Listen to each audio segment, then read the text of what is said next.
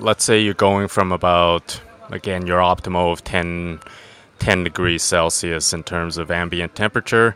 If you get up to, let's say, 20 degrees, which again is a comfortable room temperature, or maybe even a little bit cool as a room temperature, you might be dropping about 10 to 15% in terms of your performance. That Triathlon Show 138.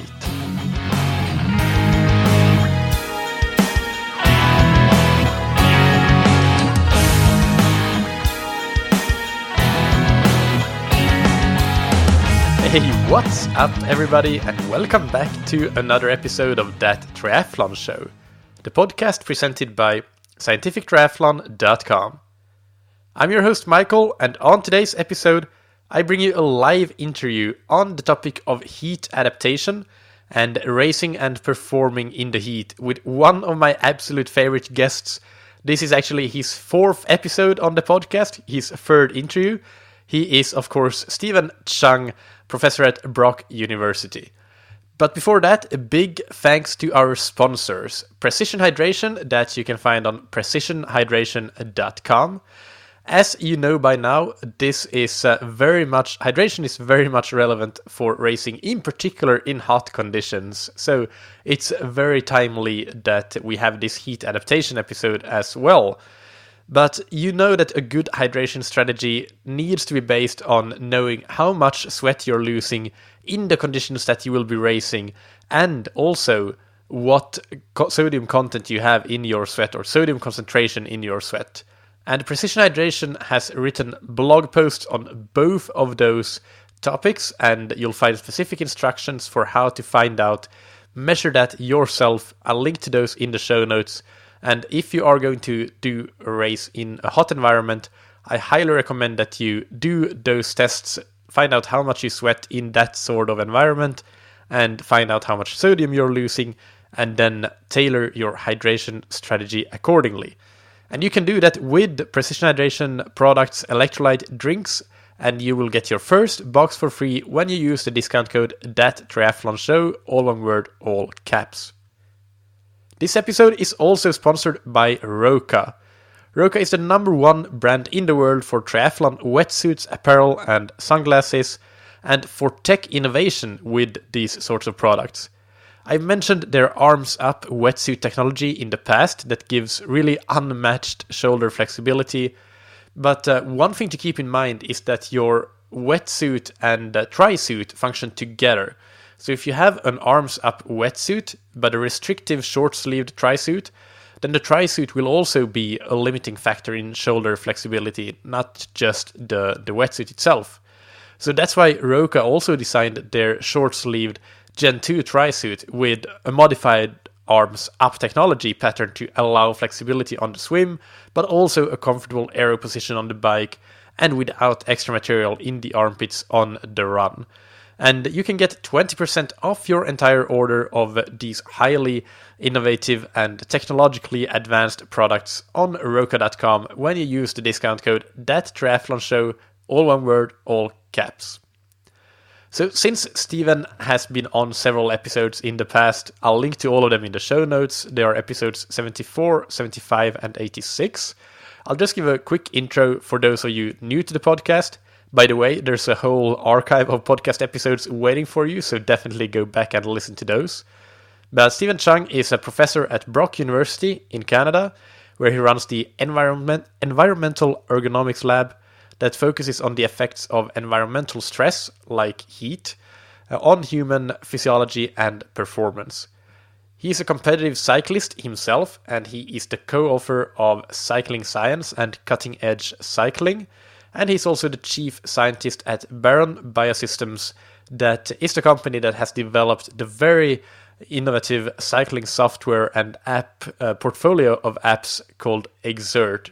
So you can listen to that on episode 86 in particular, which is a very interesting one. So as I mentioned, this is a live interview. It's recorded over lunch in Lisbon, so there's a little bit of a background noise, but nothing too disturbing. So let's just jump into it. So, special podcast episode today, recorded live in Lisbon, waiting for sardines for me and for repeat guest of the show, Stephen Cheung. What did you have? I'm ordering the paella.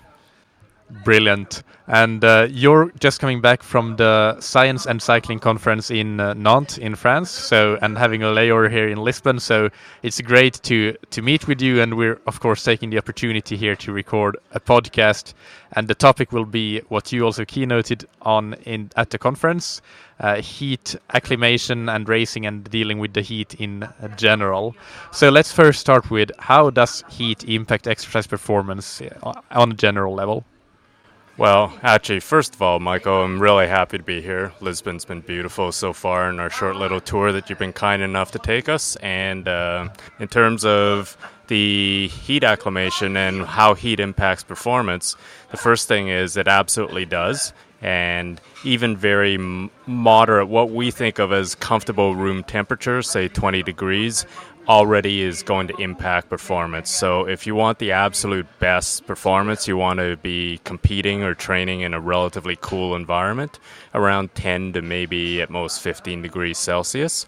The really neat studies have been done looking at marathons from all around the world at different times of the year and multiple years. And what they have shown is that the hotter it gets, the worse the performance, and that holds true for the very elite, the winners that are just at over 2 hours and change, through to the less fit. And the interesting thing is, the less fit individuals, as it heats up, they become more impaired. Their times become, as a percentage, even worse than the really elite people. So the big message is that heat absolutely will impact you, so don't take it for granted or don't underestimate it. And whether you are fast or slow, as an athlete, you will be impacted, but the slower you are, the less fit you are, the more you'll be impacted. What sort of level of impairment are we talking about here for, let's say, a normal age grouper, mid-packer, whether if it's a marathon, for example? You might be losing, let's say you're going from about, again, your optimal of 10 degrees Celsius in terms of ambient temperature. If you get up to, let's say, 20 degrees, which again is a comfortable room temperature, or maybe even a little bit cool as a room temperature, you might be dropping about 10 to 15% in terms of your performance. And that's for probably the age groupers in the audience. For the really elite people, they might be impaired less, maybe 5%, because they're just fitter and they're finishing in a faster time anyway. And what about cycling? Are there studies that have been done in cycling? Is it as big a detriment to be cycling in the heat? That's a really interesting question. Cycling probably is different than running, because cycling, even at a moderate speed, you're going much faster than the typical runner. So there's a lot more convective airflow, and that's going to help you cool off. That's also going to help you evaporate the sweat. So actually cycling, you can get by in competing in a much hotter environment, because even if there isn't any wind, you are generating so much air velocity around you that you're not going to be impacted as much in the heat.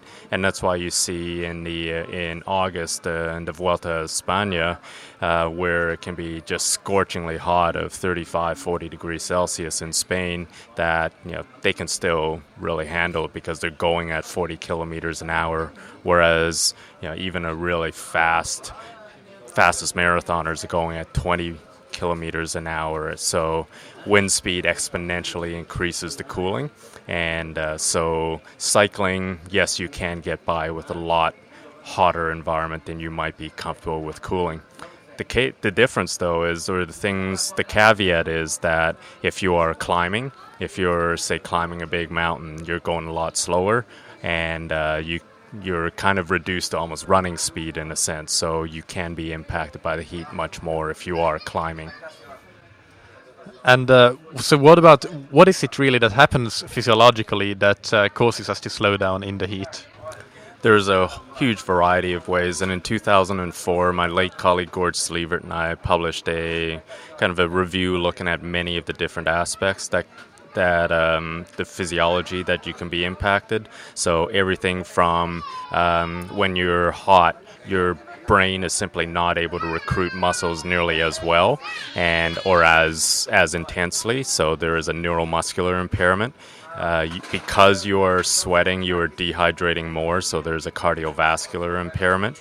There is also, because your skin blood flow increases a huge amount in the heat to try to get rid of that heat, you now have a lot of your blood being diverted away from your muscles and going to your skin instead for heat dissipation. So it's all those factors combined together, and it's also a perceptual thing too, and that's one of the newer areas that a lot of people are looking at, how heat impacts both your cognitive functioning, your perception, and therefore your motivation and willingness to exercise hard. I bet that Samuele Marcoda has done some great research on that, our guest in episode 17, and I think we mentioned that a little bit in that interview, so I recommend that the listeners go and listen to that. There are a lot of other things than heat as well, but that perception of effort and how it is important for performance, whatever is causing the perception of effort to increase. But knowing that now, why we become slower as it gets hotter, how can we deal with it and kind of mitigate the effects? Probably the best long-term effective solution is really to adapt the heat and to adapt the heat slowly. So, and that was a big review and meta-analysis that my colleague Chris Tyler and myself co-authored in 2016, looking at we took over about 90 studies throughout the years and looked at the effect of heat adaptation on performance of different kinds, and we looked at everything from is there a dose response? Is it a short-term heat adaptation? Is it effective? Is a long-term adaptation better? We also looked at whether there is a kind of a magnitude of response, both in performance and in also the two main kind of classic adaptations of core temperature, your thermal ability, and also your ability to have a lower heart rate.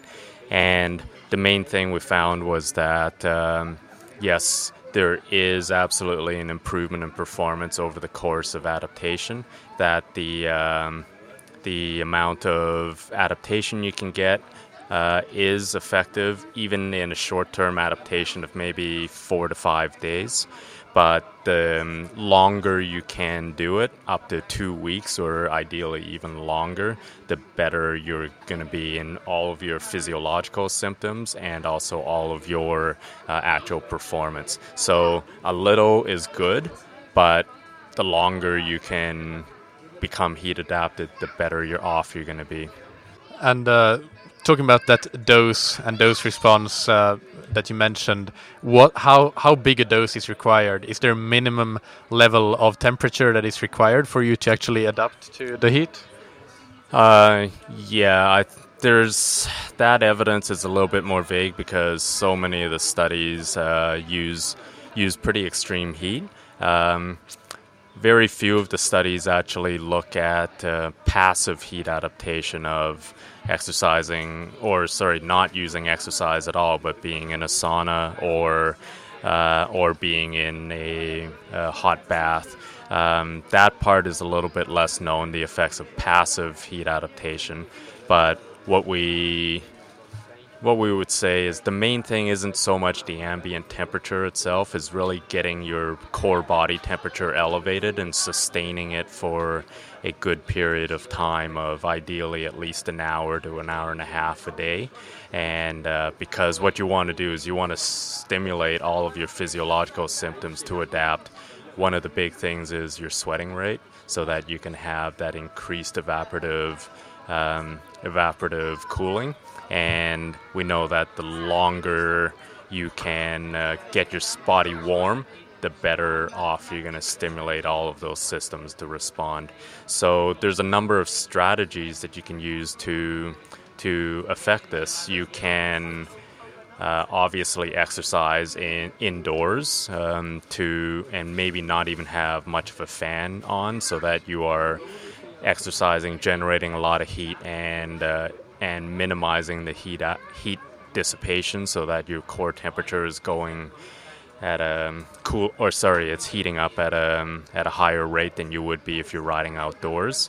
So that's one way you can do it without necessarily finding a lab that has an environmental chamber, or putting your bike inside a hot tent or a sauna.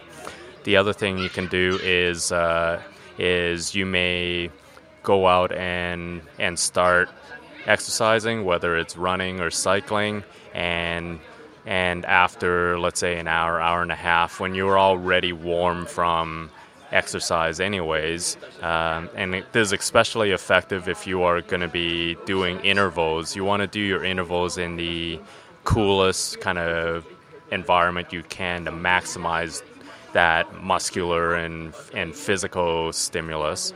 But then afterwards, if you're going to continue on and do an endurance or a tempo effort, whether again running or cycling, one thing you can do is go and put on extra clothes and keep riding for another hour and a half, or put on some more clothes when you were running, and keep that body temperature high over that sustained period. And that may seem like a poorer person's version of heat adaptation, but really the main thing you want to do is keep your body temperature up, and it's a very effective way of doing it. And there was actually a nice new study that came out this year from the University of Oregon, and they showed that just that simple act of putting on more clothing, will not be as effective necessarily as exercising in, say, 30 degrees or 35 degree heat in terms of heat adaptation, but it will get you most of the way there.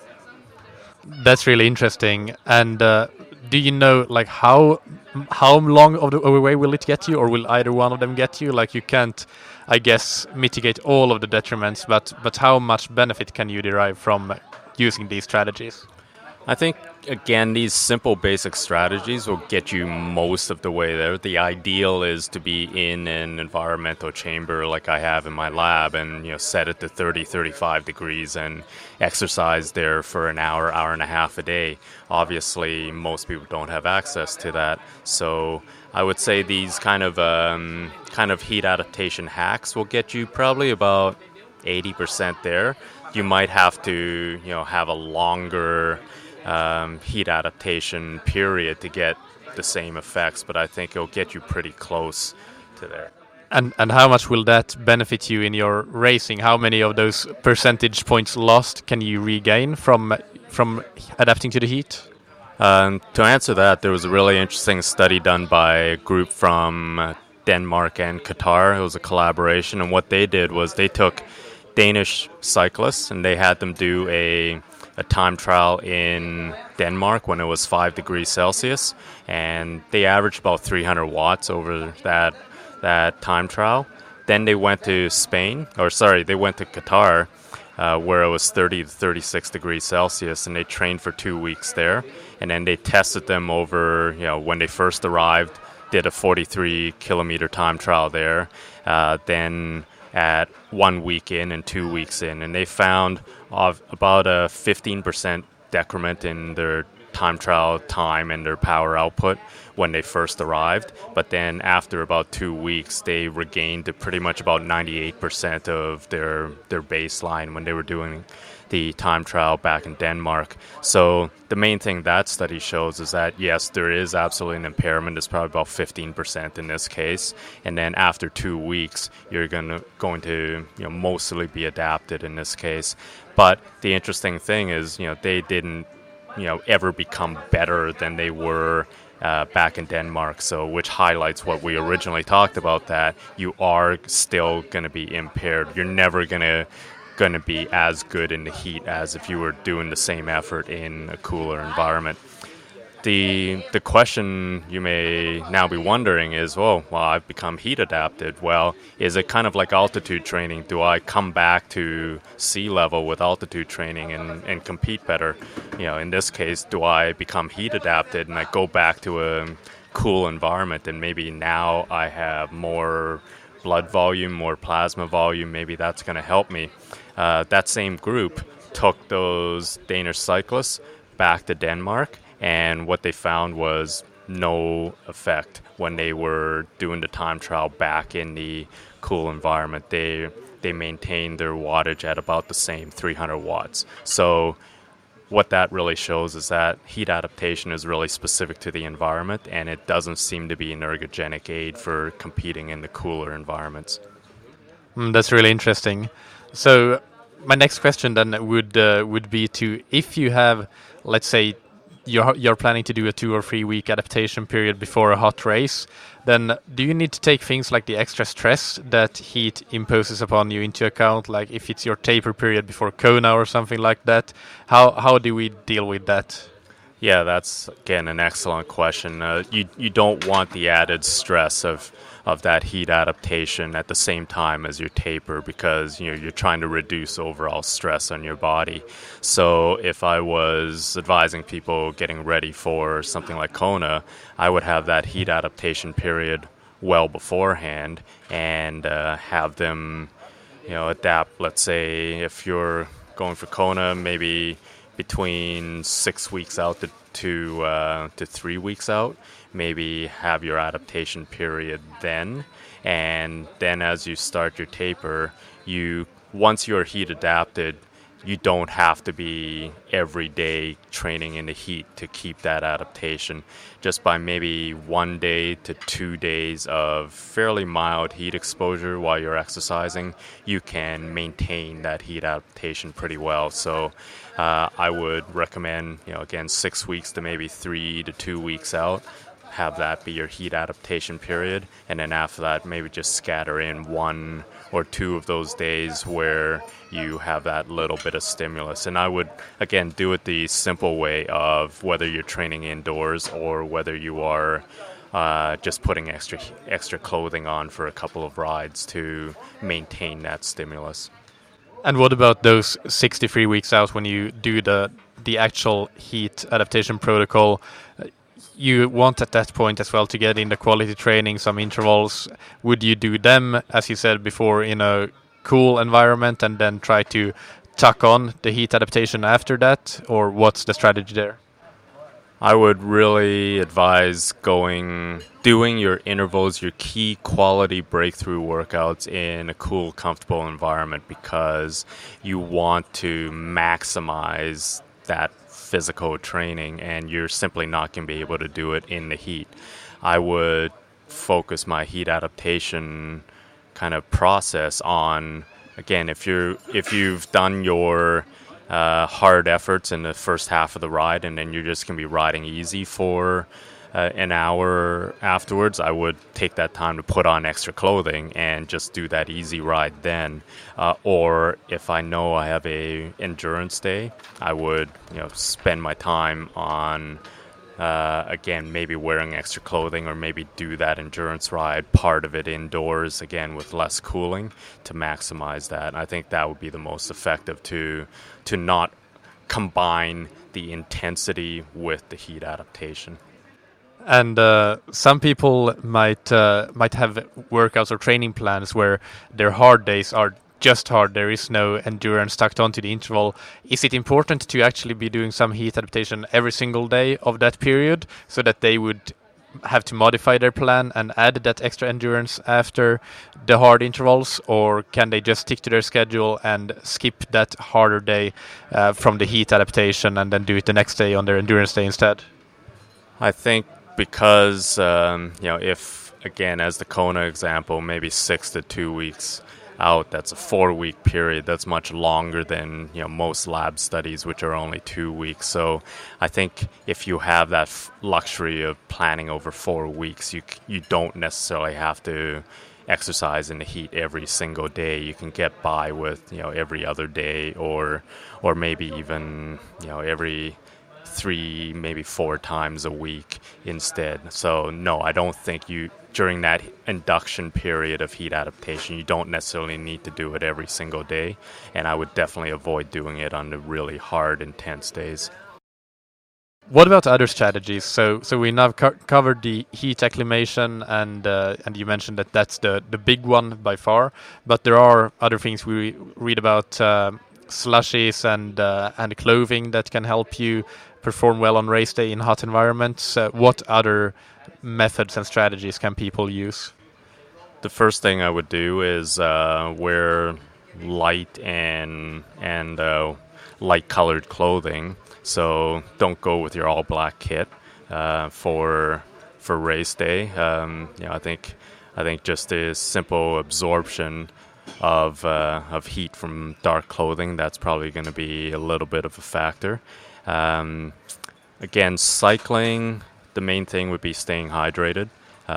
Because it's all about the run a lot of times in triathlon. You want to keep yourself in the best condition for those race winning efforts when you are in the final leg of the competition.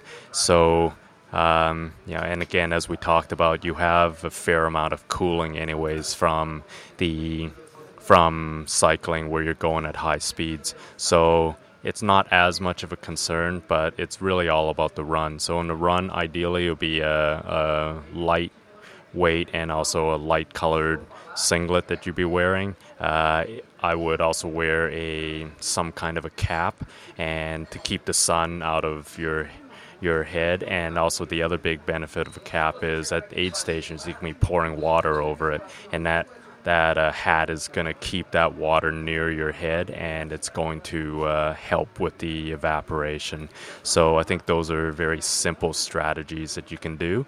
Most triathlons are so long that the concept of pre-cooling, which rowers might employ or cyclists during a single time trial might employ, I don't think they really come into play because you're swimming often in a relatively cooler water temperatures anyways. So I think it's really those simple things of if you're at aid stations, pour water over your head, ideally wearing a cap to keep that water near your head, pour it over your torso. Those are the ways to really maximize the heat dissipation.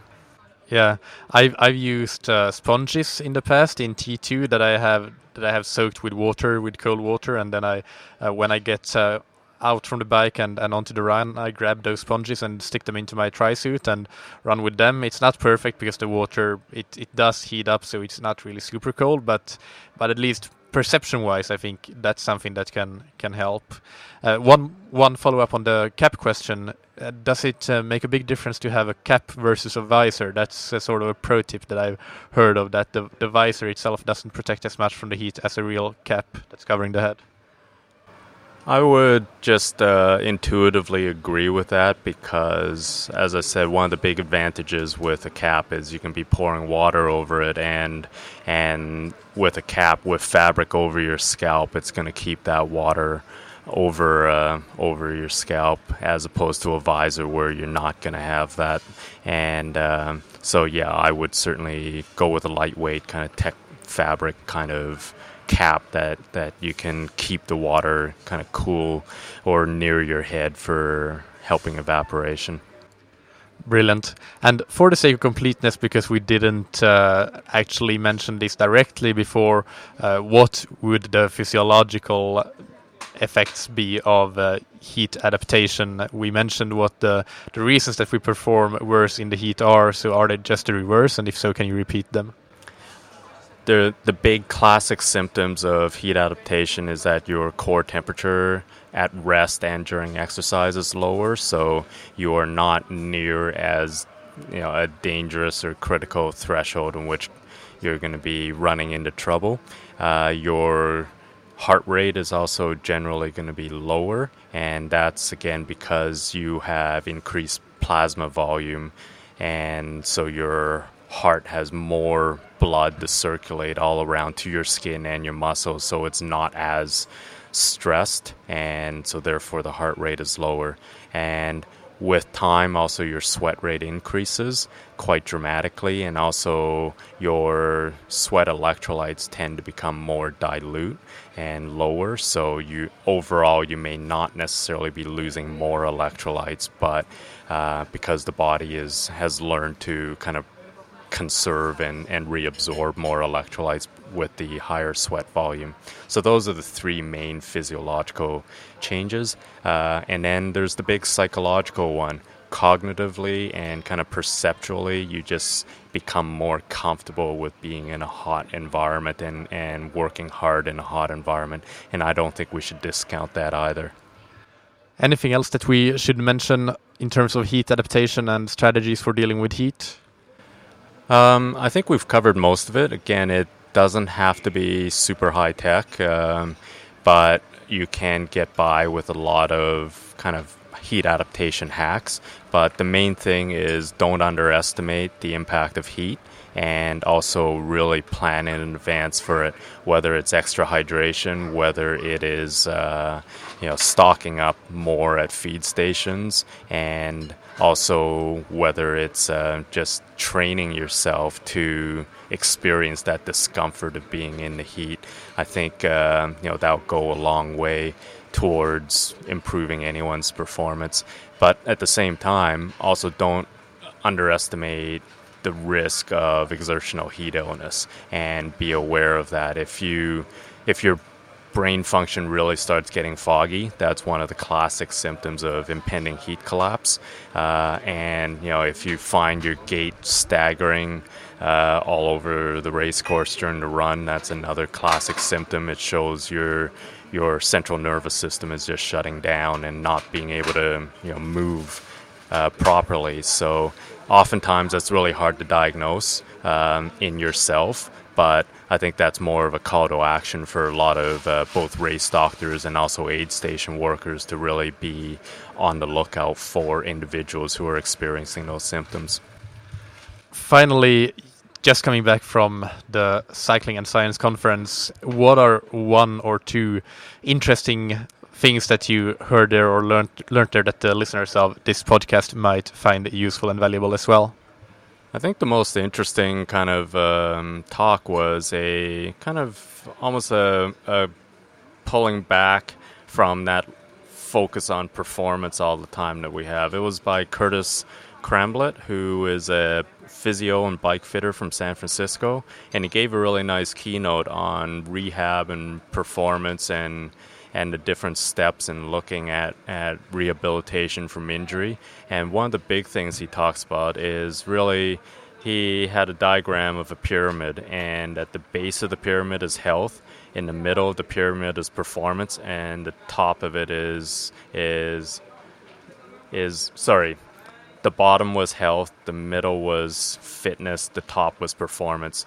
And his point is that many of us chase that pyramid bit at the top of performance while neglecting a lot of the basic health of things like proper hygiene, proper sleep, proper nutrition, proper biomechanics when you're running, or bike fit when you're cycling, proper form when you're strength training, all of those things. Just being able to move in a healthy way and really focus on that first, because that's your foundation, and then you can build up your fitness, and then you can really focus on the performance. So don't just necessarily jump at kind of the next new thing in terms of it's going to give you that 1 extra % of performance when you haven't taken care of the 50-60% of that pyramid, which is really proper health, proper motion, proper hygiene, sleep, etc. I think that was probably the most refreshing kind of reminder at the whole conference. Yeah, I think that's something that we can't be reminded of too often. I think that's a really important point. All right. Thank you so much, Stephen. This has been super fun to do another live podcast and have you on for yet another episode. Really useful. And this topic has actually been requested a lot. So it was a great opportunity to have you here and talk about it, since this is right up your alley and your area of expertise. So thank you. I'm really happy to be here in Lisbon, and really happy to talk with you again, Michael. Thanks for the opportunity.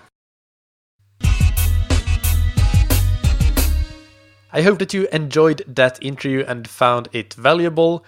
I've gotten several requests for this topic already, so it was great that Stephen emailed me and said that he was going to have a layer in Lisbon, and we met up and could do this podcast episode with him.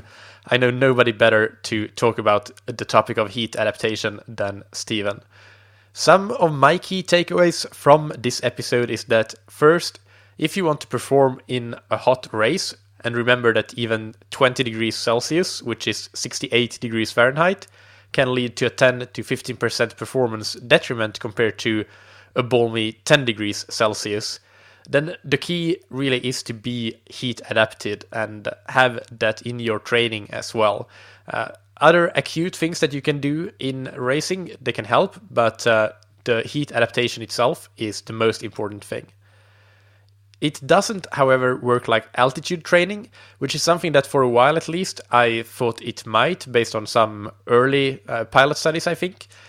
With that, I mean that you can't just do heat adaptation protocols and then expect that in moderate temperatures you will have a benefit, like you would by training at altitude and then going down to race at sea level, and you would be much fitter for various physiological reasons. Heat adaptation works in a way that it minimizes your losses when you are racing in a hot environment. So that's another thing to keep in mind.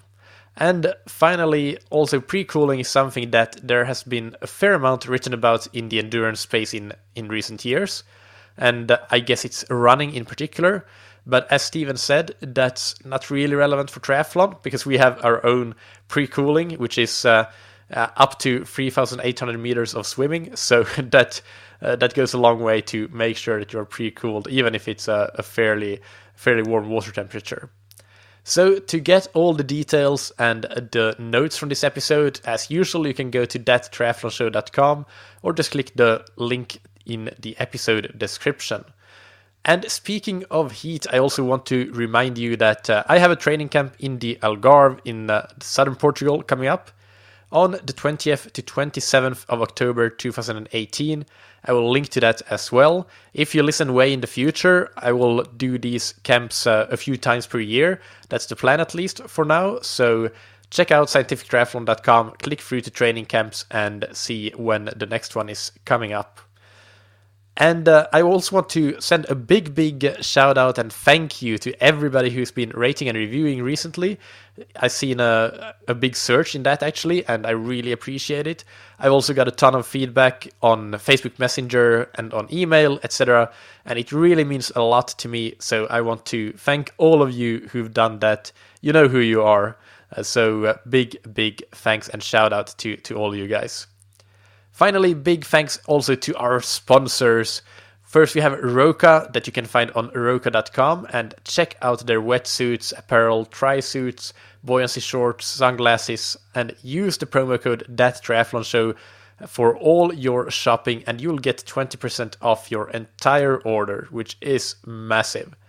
And you can trust Roka because they are trusted by athletes like Javier Gomez, Gwen Jorgensen, Flora Duffy, Mario Mola, Lucy Charles, and as you can hear, that's a who's who of triathlon, really, and they go with Roka, so that's why I think that you should too. That's why I do. And thank you to Precision Hydration on precisionhydration.com. I have linked to their online sweat test in the show notes, so if you don't want to do the measurements that I talked about at the front of this episode, you can just answer a quick quiz that will take you a few minutes and get a ballpark number for how much you sweat and how much sodium you lose. And that will take you a long way, really, because it is a very accurate quiz that they've produced there. So that's a great starting point for you when you plan your hydration strategy. And of course, you will need electrolytes to execute your hydration strategy. And you can get your first box of electrolytes on precisionhydration.com using the discount code ThatTriathlonShow, all one word, all caps. Thank you, as always, for listening. Keep training smart and keep loving triathlon.